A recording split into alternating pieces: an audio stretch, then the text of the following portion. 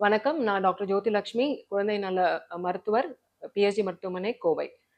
இந்த பதிவு மூலியமா நான் அடுத்த சில நிமிஷங்கள் உங்ககிட்ட என்ன அ குழந்தை பொறந்ததுக்கு அப்புறம் அம்மாவோட தாக்கம் எவ்வளோ அந்த குழந்தைக்கு இருக்க போகுது அப்படிங்கிறத பத்தி தான் நம்ம இப்ப பார்க்க போறோம்.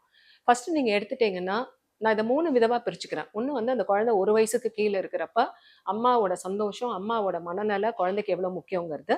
அப்புறம் அடுத்தது ஒரு 10 வயசு மட்டும், அப்புறம் அடாலசென்ட், டீனேஜ் பருவத்தில அம்மா எவ்வளோ முக்கியங்கிறத நம்ம பேசலாம்.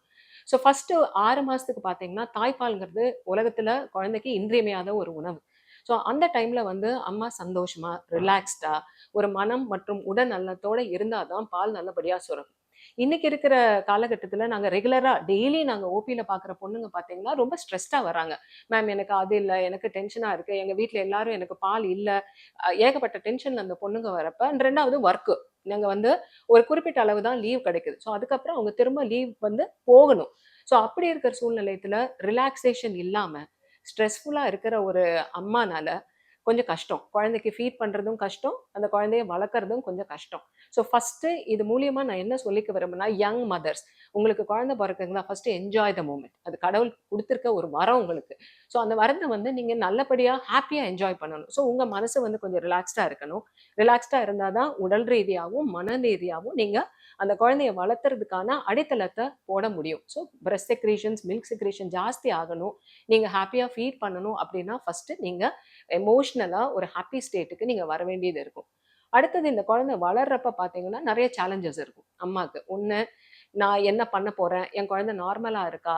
2வது நான் எங்க விட்டுட்டு போறேன் வேலைக்கு போனா? இப்ப எவ்வளோ மதர்ஸ் வேலைக்கே போனாலும் அவங்க மனசெல்லாம் வீட்ல இருக்கும். இந்த குழந்தை எப்படி இருக்கு? யாரு பார்த்துப்பா? என்னங்கிற ஒரு டென்ஷன்ல தான் அவங்க இருப்பாங்க. அப்படி இருக்கிறப்ப இதெல்லாம் காலத்துக்கு தகுந்த மாரி நம்ம சிலதெல்லாம் மாறி தான் ஆகணும். நாம இதுக்கு தகுந்த மாரி சேலஞ்சஸ் ஃபேஸ் பண்ணணும். இருக்கிறதுல நம்ம எப்படி பெஸ்ட்டா நம்ம யூஸ் பண்ணலாம் அப்படிங்கிறது யங் மதர்ஸ் யோசிச்சு, அதுக்கு தகுந்த மாரி உங்களோட பிரையாரிடைஸ் பண்ணுங்க. ஒர்க்கையும் பிரையாரிடைஸ் பண்ணுங்க. அதே டைம்ல உங்க குழந்தையும் ஒரு டாப் பிரையாரிட்டியா வச்சுட்டு, நீங்க உங்க மனசையும், உடம்பையும் நீங்க பாதுகாத்துக்கிட்டா தான் குழந்தைய நீங்க வளர்த்த முடியும். அடுத்த சேலஞ்ச் இந்த குட்டி குழந்தைங்க ஸ்கூலுக்கு போறாங்க. சரிங்களா? ஒரு 10 வயசு மட்டும் நம்ம எடுத்துக்கலாம். அவங்க ஸ்கூலுக்கு போறாங்க. அவங்களுக்கு நீங்க டைம் அலாட் பண்ணணும். 1 நீங்களும் உங்க வேலையும் பார்க்கணும். உங்க கெரியர்லயே நீங்க முன்னேறணும். உங்க வீட்டையும் நீங்க பார்க்கணும். பெண்களா இருக்கப்ப இது எதையுமே நம்ம விட முடியாது. எல்லாத்தையும் நம்ம தாண்டி தான் ஆகணும். அந்த மாரி டைம்ல ஒரு எமோஷனலா நீங்க ஸ்டேபிளா, ஓகே நான் பிரையாரிடைஸ் பண்ணிக்கிறேன். நம்மனால நெறைய மல்டி டாஸ்கிங் பண்ண முடியும். இத பார்க்குற எல்லா பொண்ணுங்களுக்கே தெரியும். நீங்க சமைப்பீங்க. நீங்க அதே டைம்ல உங்க குழந்தைங்களுக்கு டியூஷனுக்கும் அனுப்புவீங்க. உங்க வீட்டையும் பார்த்துப்பீங்க. உங்க வேலையும் பார்த்துப்பீங்க. அந்த மாரி டைம்ல நீங்க ஒரு பேலன்ஸ் கிரியேட் பண்ணி, ஒரு டைம் செட் பண்ணிட்டு, உங்க குழந்தைக்கு உணவாகட்டும், ஒரு எமோஷனல் சப்போர்ட் ஆகட்டும், அவங்க ஸ்கூலுக்கு போறது, அவங்களுக்கு வேணுங்கிற டைம் ஸ்பெண்ட் பண்றது, குவாலிட்டி டைம். ஃபோன் அம்மாவோ, அப்பாவோ கிடையாது. இந்த காலகட்டத்தில நாங்க அத பார்க்குறோம். Phone is not a substitute. நாம அந்த டைம நம்ம ஒரு எமோஷனலா குழந்தை கூட இருந்து ஸ்பெண்ட் பண்றது ரொம்ப ரொம்ப முக்கியம்.